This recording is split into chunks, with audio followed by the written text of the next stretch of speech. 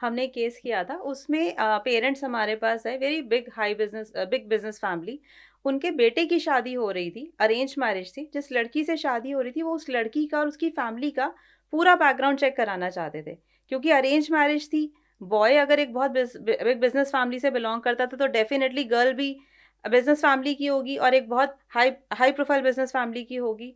तो हमें उस गर्ल का और फैमिली का बैकग्राउंड चेक करना था कि सारे एस्पेक्ट्स में फाइनेंशियली, कैरेक्टरी, मॉरली सब ठीक है या नहीं है। तो हमने जब वो इन्वेस्टिगेशन शुरू करी तो एवरीथिंग वाज वेरी परफेक्ट। सब कुछ बहुत ही अच्छा था, गर्ल का बैकग्राउंड बहुत अच्छा था, कैरेक्टर, कंडक्ट, नेचर सब कुछ काफ़ी पॉजिटिव था। तो हमने गर्ल की तो बहुत क्लियर रिपोर्ट दी थी कि गर्ल बहुत अच्छी है एंड परफेक्ट है, आप शादी के लिए आगे बढ़ सकते हैं। तो लेकिन जब हमारी इन्वेस्टिगेशंस चल रही थी तो हम फैमिली का भी बैकग्राउंड चेक करते हैं डेफिनेटली कि पेरेंट्स की नेचर कैसी है, पेरेंट्स का कैरेक्टर कंडक्ट कैसा है। तो जब हम ये इन्वेस्टिगेशन कर रहे थे तो हमारे एक फील्ड इन्वेस्टिगेटर ने, क्योंकि बहुत सारी अलग अलग जगह टीम्स काम करती हैं, गर्ल पे अलग कर रही है, फैमिली पे अलग कर रही है, फाइनेंशियल अलग चेक होते हैं, बहुत सारी ओपन सोर्स इन्वेस्टिगेशंस भी होती हैं। तो एक हमारे फील्ड इन्वेस्टिगेटर ने आके बताया, जो इसके पेरेंट्स पे इंक्वायरी कर रहा था, कि उनके घर में उनके ड्राइवर ने बताया है इंक्वायरी पे कि उसके जो पेरेंट्स हैं, लड़की के जो पेरेंट्स हैं, एट टाइम्स ऐसा होता है वो किसी क्लब से जुड़े हुए हैं और वो वंस इन अ मंथ या वंस इन अ 2 मंथ कहीं पर जाते हैं किसी भी अच्छे क्लब में। और वहाँ पर जब वो मैडम और सर बाहर आते हैं, यानी लड़की के पेरेंट्स जब बाहर आते हैं, तो सर किसी और लेडी के साथ अलग कार में चले जाते हैं और जो मैडम है वो किसी और मेल पर्सन के साथ अलग कार में चली जाती हैं।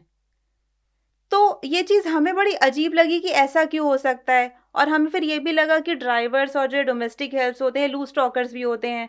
हो सकता है वो किसी काम से गए हों और वो कुछ भी इस चीज़ को बना के भेज बता रहे हों। तो हमने फिर उसको फर्दर इन्वेस्टिगेट किया। हमने उनको, हस्बैंड वाइफ को, यानी लड़की के पेरेंट्स को रेगुलर शैडोइंग पे रखा, उनकी रेगुलर सर्विलेंस करी, प्लस जिस क्लब में वो जाते थे वहाँ पर इंक्वायरी करी। तो हमारे लिए भी ये एक शॉकिंग चीज़ सामने आई कि वो जिस क्लब से जुड़े हुए थे उनका एक अपना एक 10-12 कपल्स का ग्रुप था, जिसमें वो कपल स्वैपिंग में थे। यानी मतलब हस्बैंड किसी और की वाइफ के साथ और वाइफ किसी और के हस्बैंड के साथ जाते थे। तो अब जब हमने ये चीज़ क्लाइंट को बताई तो क्लाइंट भी शॉक था, हम खुद ही शॉक थे। हमारे लिए वन ऑफ रेयर केस था। क्लाइंट भी शॉक हो गया। तो क्लाइंट ने कहा कि मुझे इसके एविडेंस चाहिए, क्योंकि मेरा बेटा उस गर्ल के साथ इमोशनल हो गया, हमारा रिलेशनशिप काफ़ी आगे बढ़ गया है, हम रिश्ता पक्का करने वाले हैं, तो हमें इसके एविडेंस चाहिए ताकि हम अपने बॉय बेटे को समझा सकें। फिर हमने रेगुलर उसके पेरेंट्स को सर्विलेंस पे रखा।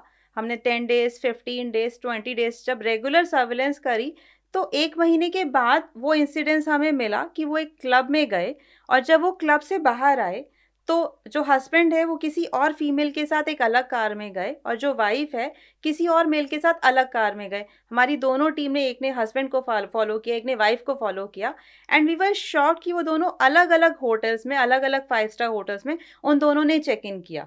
हस्बैंड ने किसी और लेडी के साथ चेक इन किया और वाइफ ने किसी और मेल पर्सन के साथ होटल रूम में चेक इन किया। तो हमने वो सारी वीडियोस, अंदर होटल में एंट्री करते हुए, फिर वो पूरी रात वहाँ रहे, फिर बाहर मॉर्निंग में बाहर निकलते हुए, वो वीडियोस अपने क्लाइंट को सबमिट करी, which was a very clear proof. कोई भी फीमेल या मेल किसी और के साथ किसी रूम में क्यों रहेगा ओवरनाइट? दैट्स ट्रू कि they were into that type of relationship. और आप एंट्री और एग्जिट दोनों दे रहे हैं कपल्स के? हाँ जी, with date and time. Definitely private area हम एक्सेस नहीं कर सकते, दैट इज़ अगेंस्ट लॉ। तो बस एंट्री करते हुए और एग्जिट करते हुए हमने दोनों की साथ में फ़ोटोज़। बड़ा गजब केस निधि बताया आपने कि लड़के वाले अपनी होने वाली बहू का जासूसी करा रहे हैं कि वो गलत तो नहीं, कैरेक्टरलेस नहीं है, लेकिन वहाँ मम्मी और पापा वाइफ स्वैपिंग में लगे हैं। पापा किसी और औरत के साथ जाते हैं और मम्मी किसी और आदमी के साथ जा रही हैं। हाँ, और हमें ये मतलब एक बीइंग फीमेल मुझे थोड़ा-सा पर्सनली ये हिट भी किया कि इसमें लड़की की कोई गलती नहीं है, बट उसका रिश्ता टूट गया। यस। जबकि लड़की बिल्कुल हर एस्पेक्ट्स में बहुत अच्छी थी, बट रिश्ता टूट गया क्योंकि फैमिली ऐसी थी। हाँ, मतलब जो करने गए उससे 4 कदम आगे जो जासूसी में आपकी चीजें निकल के आईं, वो गजब थी, दिमाग को हिला देने वाली थी बिल्कुल, बिल्कुल। कि आखिर समाज जा कहाँ रहा है। बिल्कुल, हमें हमें खुद भी, हम जैसे केसेस करते हैं तो यही